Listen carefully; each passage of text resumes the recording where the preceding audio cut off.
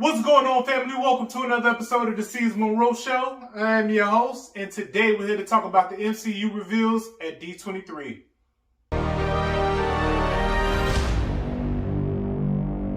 For those of you who don't know, D23 was this past weekend.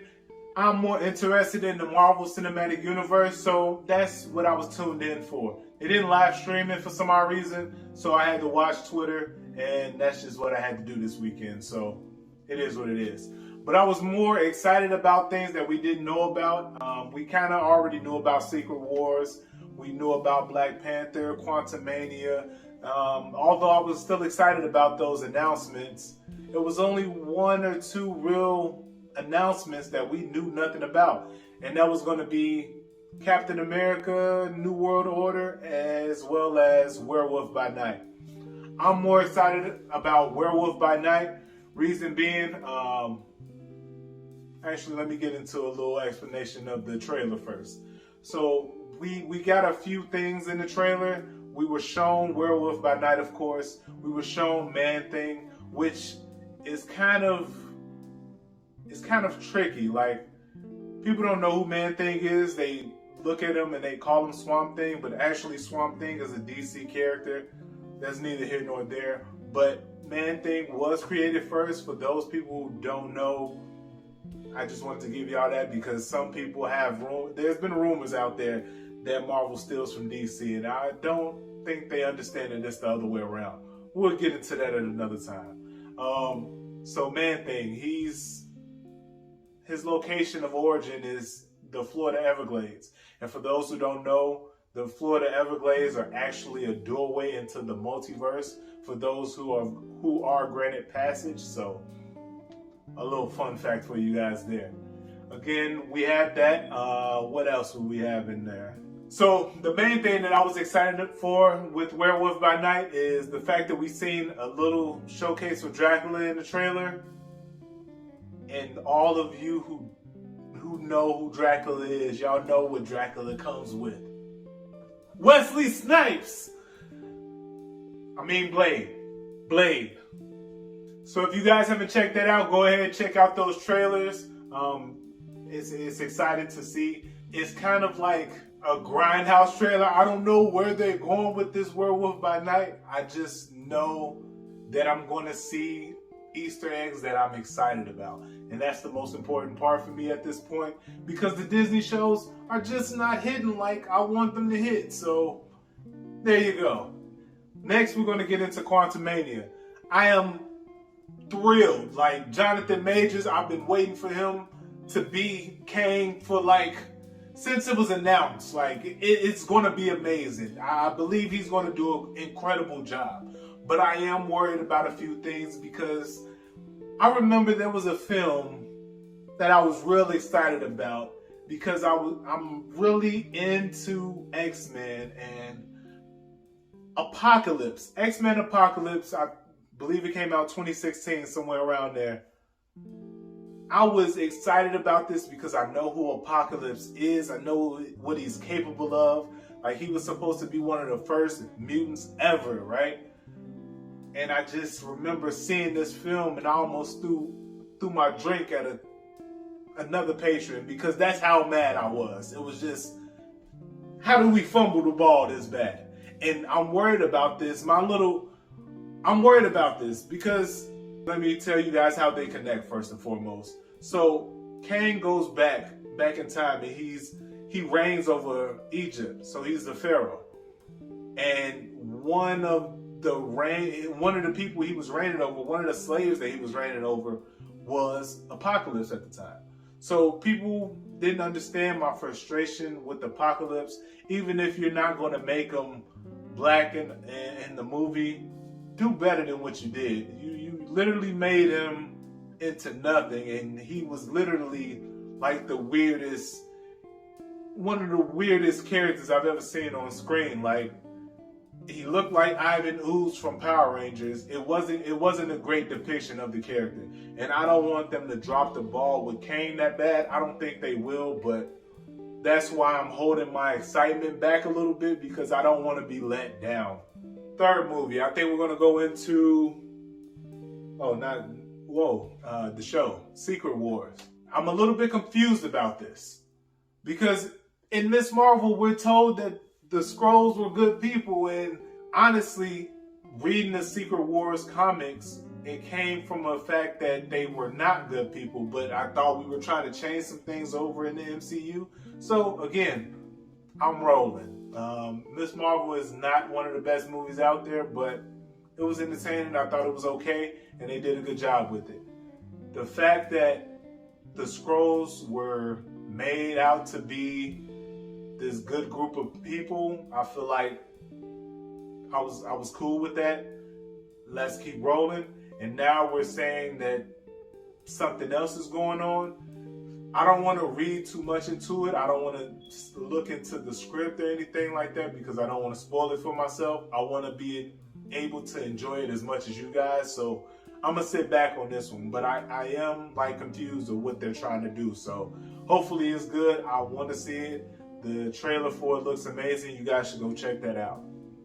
So Captain America New World Order is rumored to be a thriller. They said a paranoid thriller. I don't know what the hell that means, but it's rumored to be a thriller. And I'm kind of confused on where we going with this. I want them to keep it like spy, like keep it that way. Like you already had a great basis with Captain America and the Winter Soldier. You guys started off good as far as the show when you had Falcon and the Winter Soldier. Let's keep it in that realm. Going into a thriller, I don't see how this is going to be helpful. And I'm pretty sure that's a film, not a series. I have to double check on that. But if I'm wrong, put it in the comments. I believe it's a film, though. If not, let me know. If I'm right, let me know. If I'm wrong, let me know. But yeah, I don't know how I feel about Captain America being a thriller film. Like that spy espionage thing that we got from Captain America and the Winter Soldier was something new and a breath of fresh air. We kind of needed that because it wasn't like superheroes just coming out of the sky, so on and so forth. Yes, he's a superhero, but he was doing like actual hand-to-hand combat and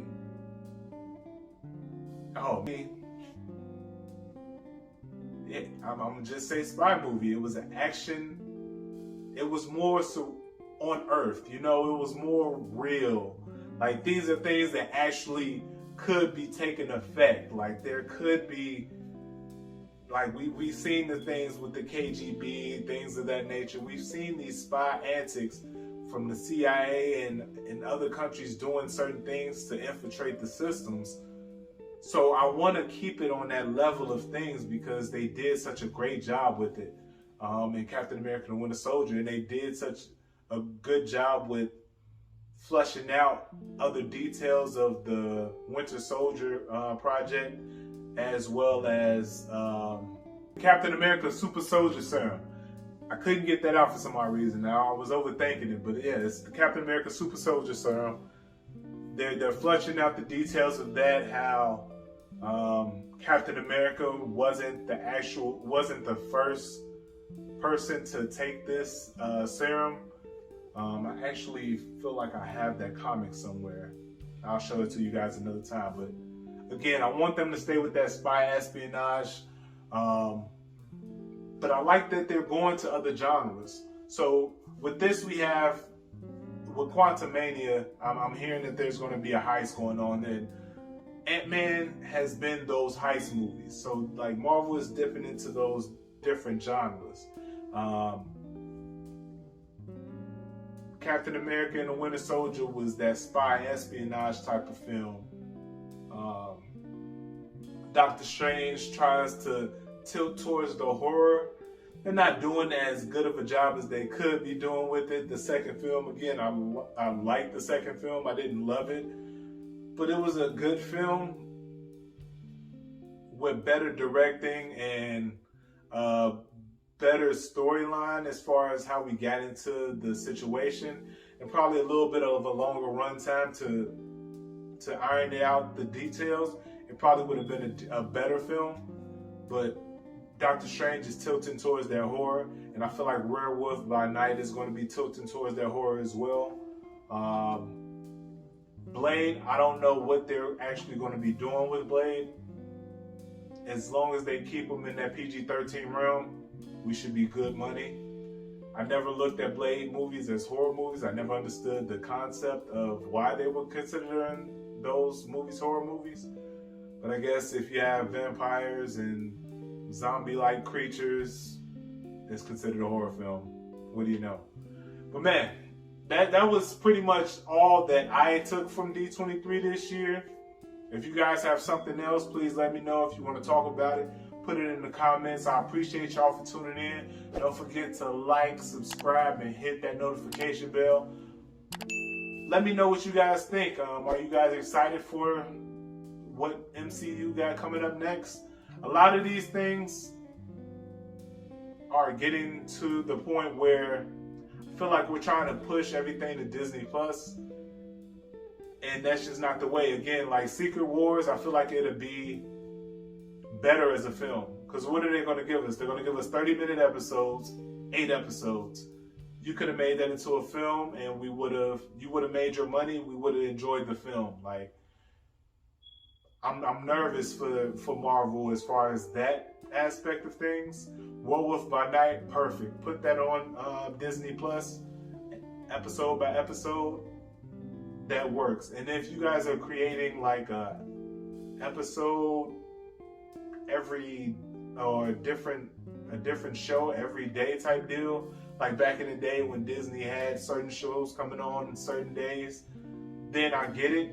You have something Monday through Friday, start the week over again. That would make more sense. But until we get to that point, let's start putting these things in theaters, because right now it's just, you're trying to keep people to keep this $7 going to $8 subscription, and it's getting bad every day. Like, I still don't understand why I still have Disney Plus. Like, we watch maybe a movie or two a month from there.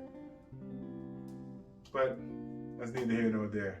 Tell me what you guys think. I appreciate y'all for tuning in.